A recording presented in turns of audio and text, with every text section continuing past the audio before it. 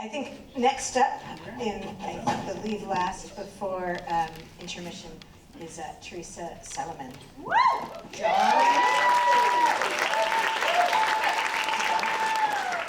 Thought I was going to be on stage, so I shaved my legs.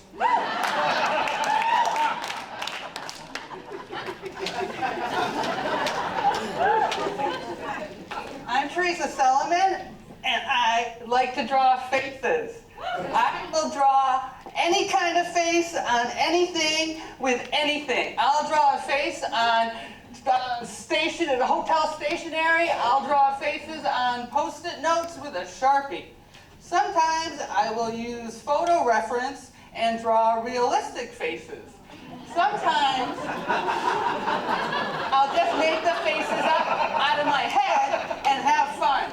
And these guys they're women in the front row of a fashion show seen from the point of view of a paparazzi photographer. Sometimes I ask questions with my art. And like the question here is, if we open our mouths, are we afraid that we're going to reveal something repulsive about ourselves? Or will we, when we open our mouths, will something bizarre come tumbling out? So do we keep quiet and knot it up? No. This project is called The Book of Half Women.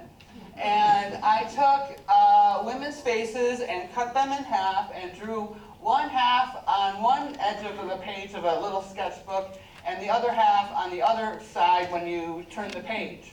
And this speaks to women who feel split, who feel fractured, who don't know who's looking back at them from the other side of the mirror.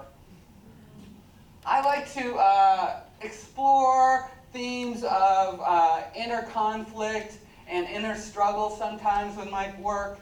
This is called All the Single Ladies, and I wanted to play around with color and explore ideas of personality, of outward appearances, maybe about like female beauty, trying to find out what that exactly is. I have no idea. Okay, so when Roe v. Wade was overturned, I was so mad. So I had to put my emotions into my art. I came up with this piece, which is called, this theme is about, I came up with a narrative that in the future, it'll be legal to hunt and kill abortion providers. So it's called Billy Bounty Hunter's Trophy Wall, the Abortion Heads of Texas.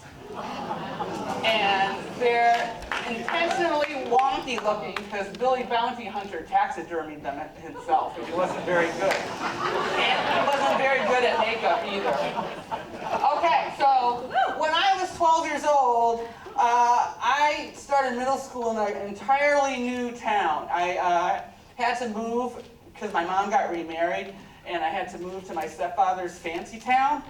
And I did not fit in because all the rich preppy kids were wearing alligator shirts and straight-legged designer jeans, and I showed up in bell-bottoms and Kmart sneakers. So I was a latchkey kid. I would go home by myself. I had no friends, and I would flip through my mom's fashion magazines trying to figure out what was pretty. And I would look at the pretty models, and I started to draw them. And then I started to draw myself so I could compare myself to the pretty ladies. And this is attempt at my first self-portrait, I think. I sort of chickened out at the nose. A couple years ago, I saw in an artsy magazine this woman who made her own rubber stamps. She carved her own rubber stamps. I really liked her stuff, and I was like, I'm going to try that. So I did. So there's a lady's face, and a fox face, and a frog face. And my beginning stuff was sort of, basic. I did flowers. There's a chicken head and some goldfish. That's called chicken of the sea. But then I had to go big, and I started big faces. So. Yeah, I really love rubber stamping now. I love the process of it, and figuring out how to fit everything in. And I love seeing the face emerge. I like to hide birds in the hair. So that one, I cut a stencil of a crow and I stamped within that. This is a work in progress. Yeah.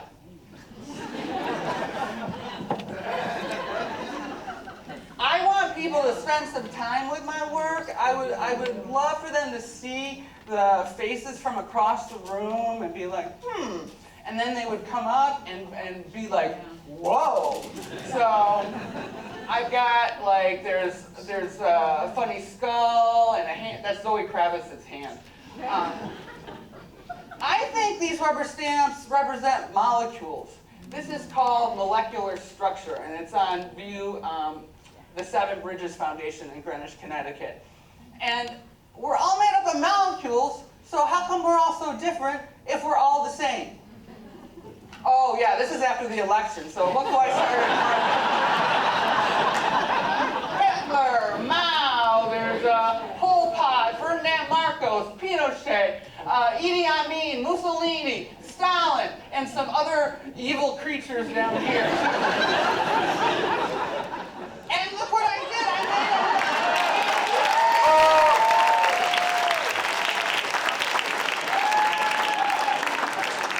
made up dictators. Except the bridge of this nose is a guillotine, because that was good enough for King Louis XVI. So come visit me at Art Hop. I'm at 180 Flynn, right next to Burlington Beer Company. My next big project is going to be the Trans Project. I'm going to do big, beautiful portraits of trans people because they need to be seen and celebrated.